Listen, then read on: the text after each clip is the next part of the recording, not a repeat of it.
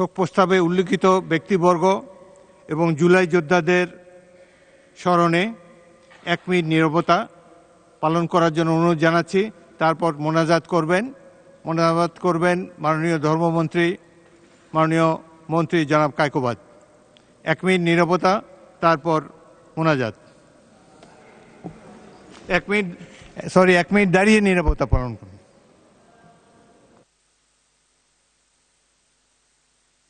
মাননীয় সদস্য, এখন আমরা 1 মিনিট নীরবতা পালন করব, তারপর মোনাজাত হবে। মোনাজাত করবেন ধর্মমন্ত্রী জনাব কায়কোবাদ।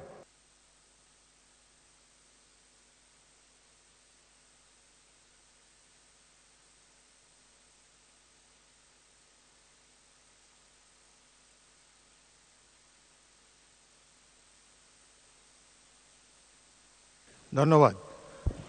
এখন মোনাজাত পরিচালনা করার জন্য মাননীয় ধর্মমন্ত্রী জনাব কায়কোবাদকে অনুরোধ করছি। اللهم آمين اللهم صل على محمد وعلى آل محمد كما صليت على إبراهيم وعلى آل إبراهيم إنك حميد مجيد اللهم بارك على محمد وعلى آل محمد كما باركت على إبراهيم وعلى آل إبراهيم إنك حميد مجيد سبحان الله وبحمده سبحان الله العظيم ও মেহেরবান আল্লাহ, ও দয়াবান আল্লাহ, আপনি তো মেহেরবানি করে দয়া করে আমাদেরকে সংসদ দান করেছেন। আপনার রহমত, দয়া, আপনার মেহেরবানি আল্লাহ, আপনার শুকরিয়া আদায় করার মতো কোনো ক্ষমতা, কোনো যোগ্যতা আমাদের নাই।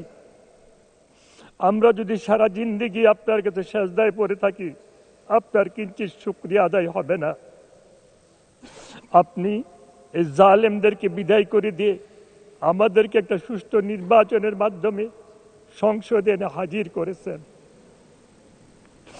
আয় আল্লাহ, আজকে যাদের শোক প্রস্তাব করা হয়েছে, বিশেষ করে আমাদের দেশনেত্রী খালেদা জিয়া, উনাকে আপনি জান্নাতুল ফেরদাউস নসিব করেন, উনার সমস্ত গুনাহ খাতাকে মাফ করে দেন, উনার সমস্ত গুনাহ খাতাকে মাফ করে দেন। উনার পরিবার পরিজনদের, সন্তানদেরকে আপনি কুদরতিভাবে হেফাজত করেন। আমাদের সাবেক রাষ্ট্রপতি জিয়াউর রহমান সাহেবকে আপনি শহীদি দরজা দান করেন। আল্লাহ, উনাকে ক্ষমা করে দেন। আয় আল্লাহ, জুলাই বিপ্লবে যারা নিহত হয়েছে, আল্লাহ তাদেরকে শহীদি দরজা দান করেন, তাদের প্রতি খাস রহমত নাজিল করেন, তাদের পরিবার পরিজনদের প্রতি খাস রহমত নাজিল করেন। আল্লাহ, তাদের পরিবার পরিজনদের জিম্মাদার আপনি আল্লাহ পাক হয়ে যান। আল্লাহ, জুলাই বিপ্লবে যারা আহত হয়েছে, আল্লাহ তাদের জিম্মাদার আপনি আল্লাহ হয়ে যান। আল্লাহ, তাদের প্রতি খাস রহমত নাজিল করেন। তাদের পরিবারের কি অবস্থা আপনি আল্লাহ জানেন। আল্লাহ গো, আমি তো দেখেছি মুরাদনগরে যে কয়েকজন শহীদ হয়েছে, তাদের পরিবারের অবস্থা কি আমি নিজের চোখে দেখেছি। আল্লাহ, আরো কত শুনেছি। আল্লাহ, তাদের জিম্মাদার আপনি আল্লাহ পাক হয়ে যান। আমাদেরকে তাদের খেদমত করার তৌফিক দান করেন, তাদের সেবা করার তৌফিক দান করেন, তাদের সমস্যাগুলির সমাধান করার তৌফিক দান করেন। আয় আল্লাহ, এই 17 বছরে আমাদের মধ্যে যারা জেলখানায় ছিল, অত্যাচারিত হয়েছে, জুলুমের শিকার হয়েছে, নির্যাতনের শিকার হয়েছে, আপনি আল্লাহ তো সব জানেন। আল্লাহ, উনাদের প্রতি খাস রহমত নাজিল করেন। আয় আল্লাহ, আমাদেরকে সবাই মিলেমিশে দেশকে পরিচালনা করার তৌফিক দান করেন। আয় আল্লাহ, আমাদের সংসদ নেতার প্রতি খাস রহমত নাজিল করেন, উনাকে হেফাজত করেন, আমাদের সবাইকে হেফাজত করেন। तमाम দুনিয়ার মানুষকে আপনি হেদায়েত নসিব করে দেন।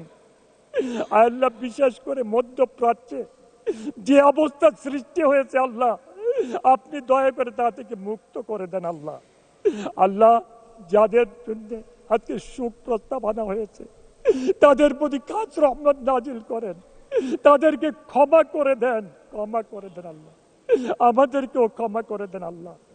আল্লাহ আমাদেরকে দেশকে ভালোবাসার তৌফিক দান করেন, আমাদেরকে সৎ পথে থাকার তৌফিক দান করেন, অন্যায় অত্যাচার জুলুম অবিচার থেকে সবাইকে মুক্ত রাখে।